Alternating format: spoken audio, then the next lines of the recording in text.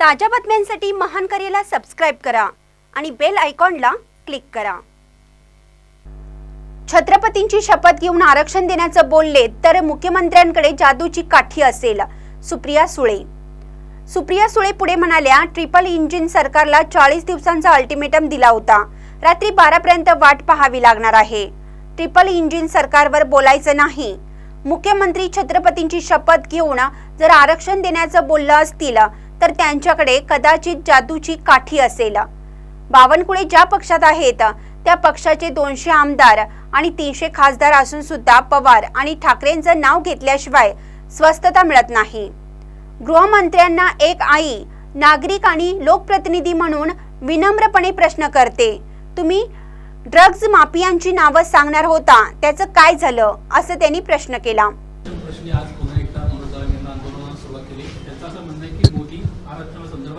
गंभीर नाही आहेत, नाहीतर किंबहुना आतापर्यंत त्यांचा एक फोन आला असता तर दोन्ही राज्याचे मुख्यमंत्री पळत आले असते, त्यांना प्रश्न सोडवला असता। खरं तर 40 दिवसाचा अल्टिमेटम त्यांनी दिला होता आणि महाराष्ट्र सरकारने, या खोके ट्रिपल इंजिन सरकारने त्यांना 40 दिवसात होणार किंवा मार्ग काढणार असं सांगितलं होतं। रात्री 12पर्यंतची वाट बघूया, कदाचित या ट्रिपल इंजिन खोके सरकारकडे काहीतरी मार्ग असेल। धनंजय पाटील यांच्या बोलण्यामध्ये हा एक मुद्दा होता की ज्या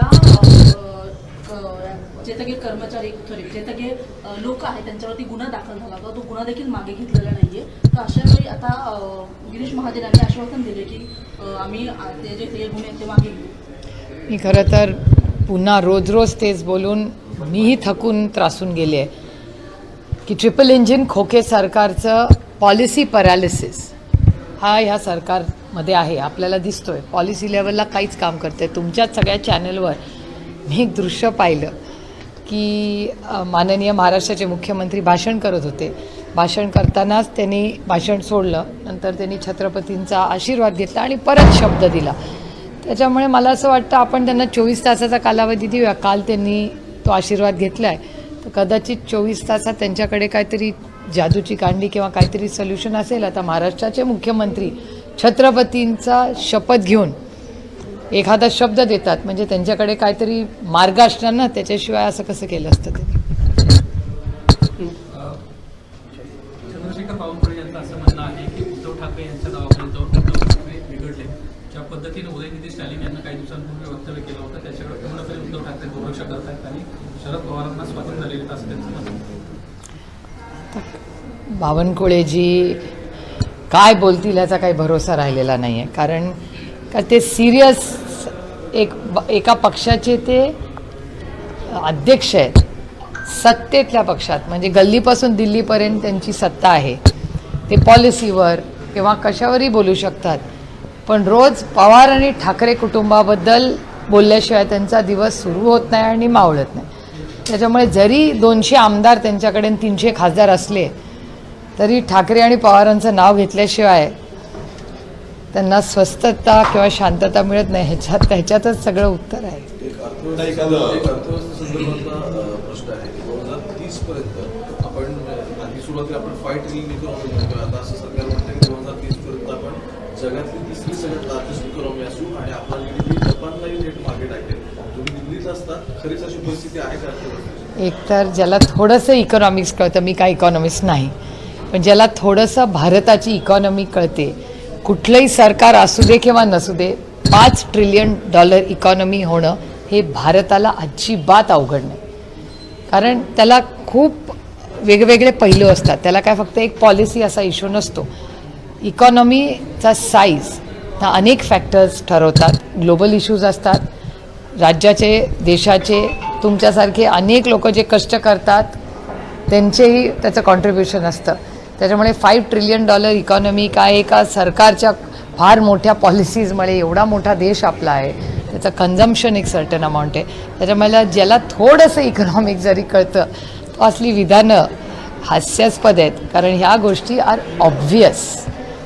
निलेश राणेंनी राजकारणातून बाहेर पडतो असं सोशल मीडियावरती केलं आणि पुंडलिक चव्हाण त्यांची स्पीकर केले बैठका सुरू तरी अंतर्गत सगळं सुरू आहे। मला याची काय माहिती नाही।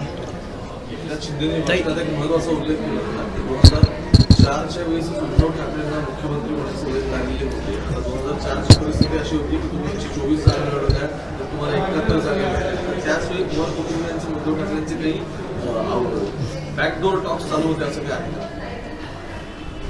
म्हणजे भाषणाला मुद्दे नसताना, म्हणजे टी व्ही सिरियल असतात ना, त्याच्यात खूप काल्पनिक गोष्टी असतात. जर महाराष्ट्राचे मुख्यमंत्री काल्पनिक भाषण करायला लागले तर it's a sorry state of affairs. म्हणजे या राज्यातल्या माननीय मुख्यमंत्र्यांना जर 2004चं वास्तव माहिती नसेल, I mean I really feel sorry for the situation. म्हणजे असं म्हणजे त्याच्यावर कॉमेंट करणंही Lalit Patil not was my time. Lalit Patil विरोध प्रकरणाची व्याप्ती दिवसेंदिवस वाढते. 100 कोटीचा विरोध नाशिकमध्ये नदीच मिळून आलेला आहे. अशा अनेक ठिकाणी हा विरोध दाखवण्यात आला होता. अशी देखील माहिती तसं complete failure of home ministry. गृहमंत्री सातत्याने फेल आहेत आणि हे डेटा म्हणतो. म्हणजे मी काय आरोप करत नाही गृहमंत्र्यांवर, आणि पण ह्या सगळ्याला गृहमंत्रीच जबाबदार आहेत. कारण का तुमच्याच चॅनलवर मी पाहिलं होतं 8 का 10 दिवसापूर्वी की गृहमंत्री याचा पर्दाफाश करणार होते, नावं आम्हाला सगळ्यांना राज्याला सांगणार होते. एक आई म्हणून, एक नागरिक म्हणून आणि एक लोकप्रतिनिधी म्हणून मी महाराष्ट्राच्या गृहमंत्र्याला विनम्रपणे प्रश्न करते की ड्रग माफियाची नावं तुम्ही आम्हाला सांगणार होता आणि मी तुम्हाला शब्द दिला होता की जर ड्रगच्या विरोधात तुम्ही लढाई लढणार असाल तर पूर्ण ताकदीने आम्हीही तुमच्याबरोबर उभे राहू. पण गृहमंत्री गेले 8-9 दिवस झाले मीडियावर येत आहेत, त्यांना पाहिजे तेवढं शॉर्टमध्ये बोलत आहेत. काय या सरकारची लाईन आहे, चला पटकन बोलूया आणि निघून जाऊया का, असं काहीतरी ना, काय बोललेले मुख्यमंत्री की चला लवकर निघूया, शॉर्टमध्ये बोलूया वगैरे, अशा ज्या गोष्टी आहेत. हां, एवढंच बोलायचं आणि निघायचं. एवढंच बोलायचं आणि निघायचं जे हे ट्रिपल इंजिनचं खोके सरकार आहे, त्याच्यामुळे त्यांना कॉन्फ्लिक्ट काही बोलायचंच नाही आहे. त्यांना मूळ मुद्द्यांवर बोलायचं आहे, पॉलिसीवर बोलायचं नाही. आणि ड्रग्जवर उगाच ह्याची तोंड बंद होतील, त्याची तोंड बंद होतील. आम्ही वाट बघतोय की नक्की या ड्रग्सच्या मागे कोण आहे, आणि जर असेल त्याच्या विरोधात त्यांनी पूर्ण ताकदीने ॲक्शन घेतली पाहिजे सरकारने. नरेंद्र मोदी हे पुन्हा एकदा महाराष्ट्राच्या दौऱ्यावरती आहेत. उद्या ते शिर्डीमध्ये आहेत. कुठेतरी वाटतं वारंवार त्यांचे जे दौरे वाढत आहेत, तो निवडणुकीसाठी त्यांच्याकडे त्याच्यात गैर काय, ही लोकशाही आहे, कोणी कुठेही जाऊ शकतं. त्याच्यात म्हणजे काय व्हॉट इज द प्रॉब्लेम. सरकारच्या बाजूने म्हणजे इलेक्शन निकाल भाषणातही हे सगळं म्हटलं, तुम्ही त्याचा उल्लेख केला की समुद्राला बसले झाले ते आरक्षण देण्याचं म्हणतात. दुसरीकडे त्यांचेच विजय शिवतारे असं म्हणतात की जरांगींची मागणी बेसलेस आहे. तर हे कॉन्ट्रडिक्शन नक्की कशा पद्धतीने भरपूर कॉन्ट्रडिक्शन माननीय मुख्यमंत्र्यांनी क्लॅरिफाय केलं ना, ते राज्याचे मुख्यमंत्री आहे. It's a very big post.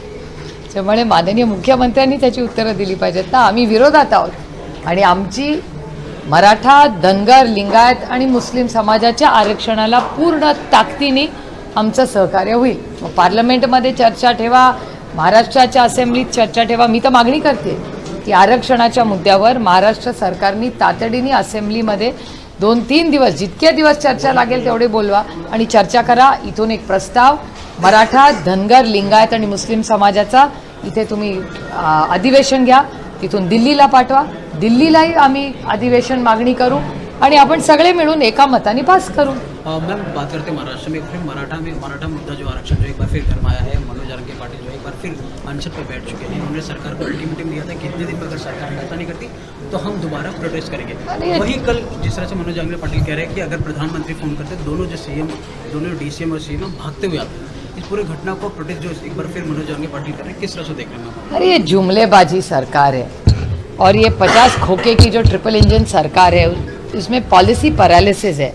अभी 1.5 साल से इनकी सरकार है. महाराष्ट्र को क्या दिया उन्होंने? कुछ नहीं दिया. आप सारे नंबर्स देखिए केंद्र सरकार से, इन्वेस्टमेंट्स का देखिए, इंफ्रास्ट्रक्चर में देखिए, क्या पाया है. अभी तो महाराष्ट्र सबसे आगे किस में है, तो एयर पोल्यूशन में सबसे आगे है. तो आप देख रहे हैं क्या हो रहा है महाराष्ट्र में. There is no government. जब आप ये कह रहे हैं कि जुमलेबाज सरकार है, क्या आपकी ओर से कोई ऐसा प्रस्ताव है ताकि अधिवेशन हो, सारे आरक्षण? मैं तो पूरी मांग कर रही हूँ, मैं पहले दिन से मांग कर रही हूँ कि महाराष्ट्र सरकार ने एक स्पेशल अधिवेशन लेना चाहिए. धनगर, मराठा, लिंगायत और मुस्लिम समाज का जो आरक्षण है इसके लिए अर्जेंटली यहाँ एक ऑल पार्टी मीटिंग बुलाए और उसी ऑल पार्टी मीटिंग में एक स्पेशल असेंबली का अधिवेशन ले, यहाँ से प्रस्ताव दिल्ली भेजे, दिल्ली में पार्लियामेंट का एक सेशन बुला सकते हैं। हम पूरी ताकत के साथ सरकार के साथ खड़े रहेंगे। अगर मराठा, धनगर, लिंगायत और मुस्लिम समाज को आरक्षण देने का सवाल है तो एनसीपी, राष्ट्रवादी कांग्रेस पार्टी पूरी ताकत से उसके साथ खड़ी रहेगी, जो भी सरकार ये काम करेगी। फिलहाल की हम जो स्थिति देख रहे हैं कि जिस तरह से मराठा समाज के लोग बहुत आक्रामक हैं, कई जगहों पे नेताओं को जाने नहीं दे रहे हैं। अजीत दादा पवार को भी कुछ लोगों ने घेराव किया था और सवाल जवाब किए थे। ये स्थिति महाराष्ट्र में बनती नजर आ रही है। क्या आप नेताओं का महाराष्ट्र में घूमना मुश्किल होता जा रहा है? नहीं, इसकी जिम्मेदारी पूरी राज्य के मुख्यमंत्री की है और ये ट्रिपल इंजन की जो खोखे सरकार है इसी में, क्योंकि वो इनकम टैक्स, सीबीआई, ईडी में इतनी व्यस्त है, घर तोड़ो पार्टी तोड़ो, उनको पॉलिसी के लिए टाइम ही नहीं है। It's a complete policy paralysis. इन्होंने एंगेजमेंट करना चाहिए। 40 दिन का जो समय दिया था इसी ट्रिपल इंजन खोखे सरकार ने दिया था ना, तो सोचना चाहिए था पहले, बोलने के पहले। तो इसलिए अभी जो अनरेस्ट हो रहा है वो महंगाई हो, बेरोजगारी हो, आरक्षण हो, कितने सारे मुद्दे आप देख रहे हैं महाराष्ट्र में। इस कंप्लीट अनरेस्ट, ये बहुत दुख की बात है जो महाराष्ट्र में हो रहा है, बड़ी चिंताजनक बात है। मैम, जिस प्रकार से कल एकनाथ शिंदे ने कल दशहरा रैली में कहा कि उद्धव ठाकरे जो है अपने फायदे के लिए हमास और लश्कर जैसे संगठन से भी हाथ मिला सकते हैं, उनके इस वाक्य को किस तरह देख रहे हैं? मैं नहीं देखती सर, मैं सीरियस राजनीति करती हूँ इस देश में। मैं इसके लिए नहीं राजनीति में आई, मैं इस जनता की सेवा करने के लिए कुछ अच्छा पॉलिसी का काम करूँ या इस देश की गरीबी हटाने के लिए, बच्चों की अच्छी शिक्षा बच्चों को मिले, अच्छा आरोग्य मिले, इसके लिए मैं राजनीति में आऊँ। सिर्फ मैं ये जुमलेबाजी के लिए राजनीति में नहीं आई हूँ। कल उद्धव ठाकरे ने जिस तरह से आके हम आरक्षण दे देंगे, सारी चीज़ें उन्होंने रखी, उस पर बीजेपी के नेता आशीष शेलार और बाकी लोग कहते हैं कि आपके तो ग्राम पंचायत में भी सरकार नहीं आ सकती, क्योंकि आपने जो जो वादे किए कभी पूरे नहीं किए। आपने कहा कि मुख्यमंत्री एक सामान्य शिवसैनिक होगा, वो तो आपने कभी बनाया ही नहीं। तो फिर मनोहर जोशी जी और नारायण राणे जी क्या थे? इतिहास भूल चुकी है भारतीय जनता पार्टी, वो भ्रष्ट जुमला पार्टी है। इससे तो जुमलेबाजी बोलते रहेंगे, क्या करें और क्या अपेक्षा कर सकते हैं मुझसे। दूसरा हम देख रहे हैं कि खासकर इंडिया अलायंस की बैठक में थोड़ी देर पहले ही खड़गे ये कह रहे थे कि 5 राज्यों के जब चुनाव हो जाएंगे तो हम इंडिया अलायंस से सीट शेयरिंग पे बातचीत करेंगे। दूसरी ओर अखिलेश यादव को हम नाराज देखते हैं, सीट शेयरिंग पे बातचीत नहीं हो रही। नहीं, सही है ना। अभी तो हम लोग स्टेट इलेक्शन में सारे फंसे हुए हैं, 5 राज्यों में इलेक्शन चल रहा है, सारे नेतागण उसी में फंसे हुए हैं। तो ऑब्वियसली पहले आदि लग्न कोंडाण्याचा हमारे यहाँ मराठी में कहावत है, वैसे पहले तो 5 राज्यों का इलेक्शन होगा, उसके बाद ही फिर बैठेंगे, क्योंकि अभी सब अपने अपने राज्य में है। सारी पार्टियां, हमारी भी, इंडिया अलायंस भी और एनडीए अलायंस भी, आप देखें सारे एमपी चारों साइड से, हर किसी को कहीं ना कहीं भेजा है। तो आप अपने इस अलायंस पार्टनर को आप पेशेंस रखने का, शब्द का सलाह पेशेंस दें? का सवाल नहीं है, चर्चा तो होनी चाहिए हमारी तरफ से। ये लोकशाही है तो ये थोड़ा सा इतना तो चलता है ना, और हक भी है। हमारे यहाँ दड़पशाही नहीं है कि यहाँ से आंखें बड़ी कर गई तो सामने वाला बेचारा डर गया, कुछ बोल ही नहीं सकता। ऐसा नहीं है। हमारे यहाँ सबका मान सम्मान इंडिया में होगा। ज़रूर कोई किसी को दुख हुआ होगा, नहीं तो मिसकम्युनिकेशन होगा, बातचीत तो होगी, ज़रूर होगी और ठीक कर लेंगे सब, कोई दिक्कत नहीं है उसमें। एक बात और है कि पैलेस्टीन को जिस तरीके से प्रधानमंत्री ने मदद की पेशकश की, इसको लेकर रजा अकेडमी में बाकी के संगठन अब समर्थन में उतर गए। पहले जो एक तरीके नाराज़गी नजर आ रही थी मुस्लिम संगठनों में, अब प्रधानमंत्री के समर्थन। वो मिसकम्युनिकेशन था। एमईए की लाइन एक थी और गवर्नमेंट की लाइन अलग थी। तो देश की सरकार कुछ कह रही थी और एमईए कुछ और कह रही थी, और उसके बाद पवार साहब का भी बयान आया था। उसके बाद उन पे इतना हमला भी मंत्रियों ने किया, और उसके बाद 24 घंटे के अंदर फिर आपने प्राइम मिनिस्टर जी का ट्वीट देखा ही होगा। तो ये सारा मिसकम्युनिकेशन और ये बीजेपी की जो ट्रोल आर्मी है ना, वो कंफ्यूज्ड है, इसी के लिए दिक्कत है। नहीं तो एमईए की लाइन ठीक ही चल रही थी। हम एक चीज़ देख रहे हैं कि अजीत पवार ने कुछ 2 दिन पहले ये कहा कि बिहार में जिस तरीके से जाति आधारित जनगणना हुई, वैसे महाराष्ट्र में होनी चाहिए, उनकी मांग रहेगी। अब वो आपकी मांग का साथ देते नजर आ रहे हैं। अच्छी बात है। बीजेपी थोड़ी सी कंफ्यूज है, थोड़ी सी बैकफुट पे नजर आती है, वो आपके सुर में सुर मिला रहे हैं, वजह क्या है? एक तो अजीत पवार जी ने जो कहा, मैं उसका तहे दिल से स्वागत करती हूँ। हमारी लाइन तो पहले से वही थी, मैं तो पार्लियामेंट में सालों से ये मांग करती आ रही हूँ, तो मेरे लिए तो कुछ यह नया नहीं है, पहली बात। दूसरी बात, भारतीय जनता पार्टी मतलब भ्रष्ट जुमला पार्टी, ये तो हमेशा राज्य में एक बोलती है और दिल्ली में एक बोलती है। मराठा आरक्षण का आप देखिए उदाहरण, धनगर आरक्षण का देखिए, महाराष्ट्र में धनगरों को आरक्षण देते बोलते हैं, दिल्ली में पार्लियामेंट में उन्हीं के सांसद बोलते हैं हम धनगरों को आरक्षण नहीं देंगे। तो मुझे कोई आश्चर्य नहीं लगता, क्योंकि वो कंफ्यूज नहीं है, वो जुमलेबाज है। राज्य में कुछ कहते, देश में नेशनल लेवल पे कुछ और कहते। आपने देखो महिला आरक्षण का बिल इतना बड़ा लाया, हमको लगा अभी उसको अमल होगा, अमल कहाँ होने वाला है? 29 के में भी होगा कि नहीं पता नहीं अभी। तो दादा ने और एक चीज़ कही कि जितने एकनाथ शिंदे गुट के एमएलए हैं लगभग हमारे भी उतने ही हैं, इसीलिए जब अगला मंत्रिमंडल का विस्तार होगा तो लगभग जगह हमें भी उतनी ही चाहिए। तो अगर वो 53 की अगर बात कर रहे हैं तो आपके पास 10 अगर है तो वो भी उनके साथ चले जाते हैं। इक्वेशंस क्या है, नंबर समझने की कोशिश हम करेंगे। ये तो उनका अंतर्गत मामला है ना, ये हमारा कहाँ मामला है? हम तो विरोध में हैं, पूरी ताकत से लड़ रहे हैं इस भ्रष्टाचारी सरकार के खिलाफ। हम तो भ्रष्टाचार और ये जुमलेबाजी के खिलाफ लड़ेंगे।